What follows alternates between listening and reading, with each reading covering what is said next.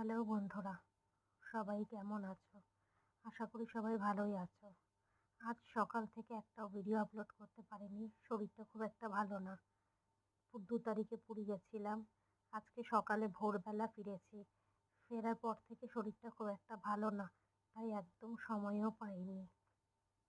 তাই এখন তোমাদের জন্য নিয়ে চলে এলাম কিছু সুন্দর সুন্দর ডিজাইনের চোকার, লাইট ওয়েটের চোকারগুলো। তোমাদের কার কেমন লাগছে ডিজাইনগুলো জানিও। ভালো লাগলে লাইক করো, কমেন্ট করো এবং শেয়ার করো। সবাই ভালো থেকো, সুস্থ থেকো। সবাইকে গুড নাইট এবং সুইট ড্রিমস।